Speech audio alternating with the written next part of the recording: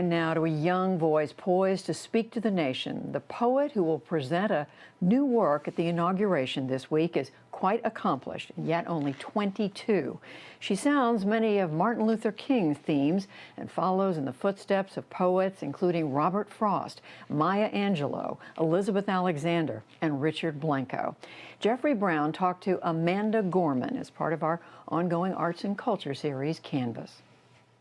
While we might feel small, separate, and all alone, our people have never been more closely tethered, because the question isn't if we can weather this unknown, but how we will weather this unknown together.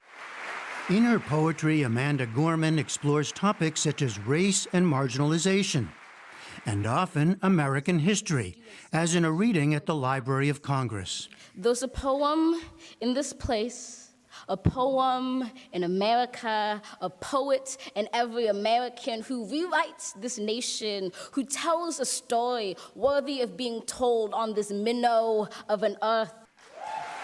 She was named the nation's first youth poet laureate at age 19. Now she's part of history on a monumental stage. How did she feel when the invitation came? A lot of screaming. A lot of dancing around my apartment, but after that, I mean, it's such a huge honor to be able to participate in such a historic moment. She spoke to us Friday from her Los Angeles home, where she continues to work on her inaugural poem titled The Hill We Climb. I asked what she most wanted to convey in these divisive times. I began writing the poem in early January, I want to say, and then as I was around halfway through, we had the insurrection at the Capitol. And I don't want to say that my poem took a drastic left turn, because it was already going towards a location, but those events just solidified for me how important it was to have a poem about unity and, you know, the new chapter of America in this inauguration. Who are you reading to? Who are you speaking to? That's kind of the challenging thing about writing an inaugural poem. You're speaking to everyone, but you don't also want to speak for everyone. So for me, it's trying to make a poem that is both robust, but also accessible to anyone who might be watching, that they can feel that they are represented and well established in this poem. So it's a really difficult dance to do.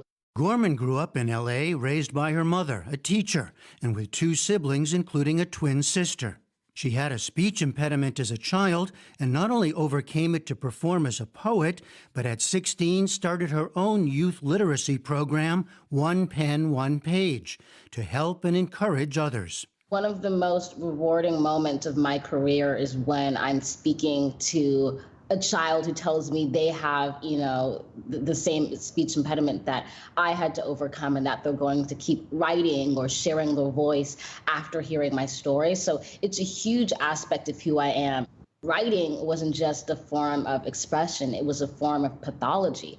By, you know, embarking on spoken word over and over and over again and reciting my poems, no matter how terrified I was, because I had the support of others, I was able kind of to slowly climb my way to the place I am at today.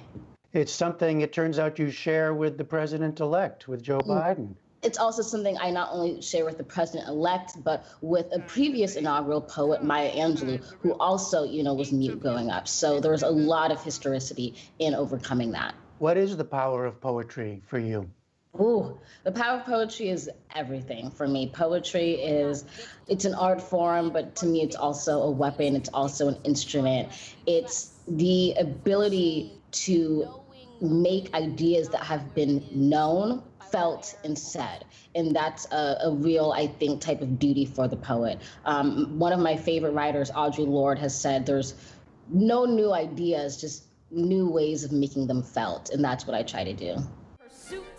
She's written for a July 4th celebration featuring the Boston Pops Orchestra. Today, we gather so our founders' words do not go diminished. A tribute to black athletes for Nike, an inauguration at Harvard, from which she's a recent graduate.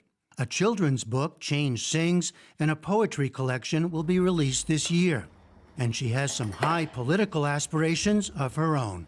I saw an interview where you said that you yourself wanted to be president at one point.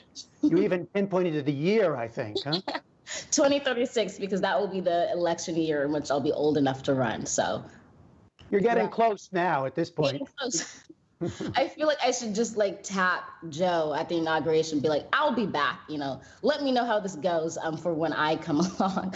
But honestly, it began, I remember being really young, and as I am today, very passionate about social issues. And a teacher said to me, kind of maybe half jokingly, well, you should become president. And I was like, that is not a joke. Let's do it. So definitely doing it. # Commander-in-Chief. For now, though, she's focused on her poetry. Let each dawn find us courageous, brought closer, heeding the lights before the fight is over. When this ends, we'll smile sweetly, finally seeing, in testing times, we became the best of beings. Look forward to hearing her poem on Wednesday.